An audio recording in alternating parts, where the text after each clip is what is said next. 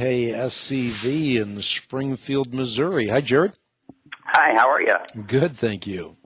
My question is on Genesis 6, 2 through 4. Uh-huh.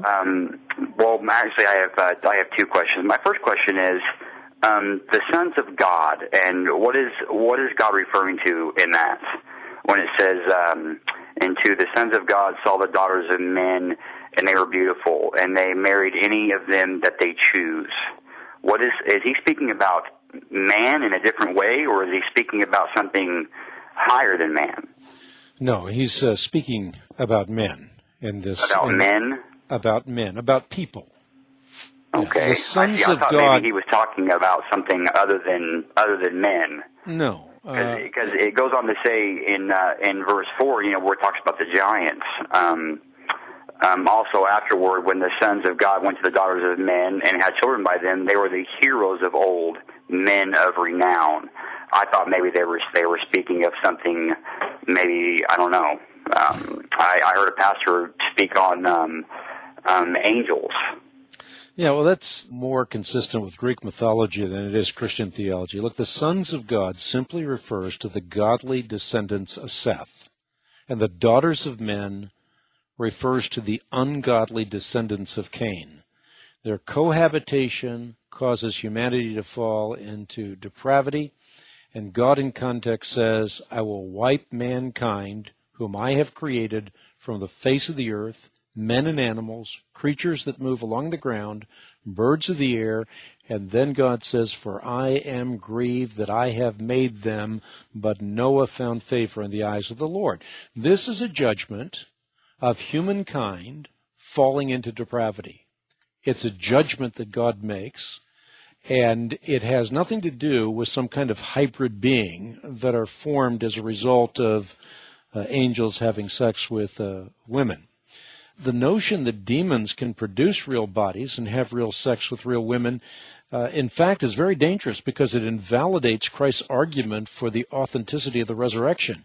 Jesus assured disciples that a spirit does not have flesh and bones as you see I have. If a demon could produce flesh and bones, Christ's argument would not only be flawed, it'd be misleading.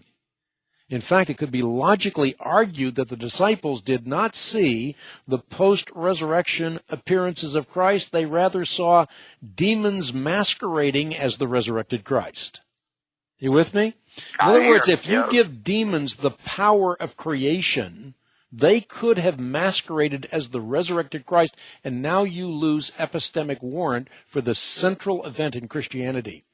So we can never suppose that demons have the prerogative of creation, and that's when I heard him speak on that, I thought it was kind of far out, kind of crazy talk. But now I know the truth. It is crazy talk because look, demons are non-sexual, they're non-physical, and they're incapable of having sexual relations and producing physical offspring. And to say that demons can create bodies and create sperm is to say that demons have created power, as I said before. And this is a divine prerogative. It's not a prerogative that fallen angels have.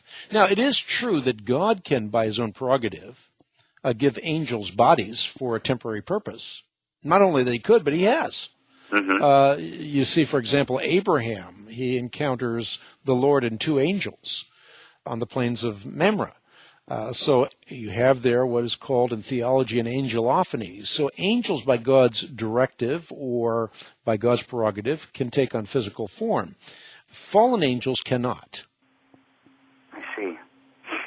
Well, thank you very much for your time. Yeah, Appreciate it. Let me point one other thing out that I usually like to point out in this regard, and that is, to the preachers that are making these assertions, if demons could have sex with women in ancient times, how do we have any assurance that they couldn't do so in modern times? And how would we know that the people we see every day are fully human? A biblical worldview doesn't allow for fallen angels to produce offspring that are part demon and part human. And one other thing, too, what does Genesis tell us by principle? God's creations are designed to reproduce according to their own what? their own kinds. Mm-hmm. Yeah. Great. Okay? Thank you very much. You I got appreciate it. it.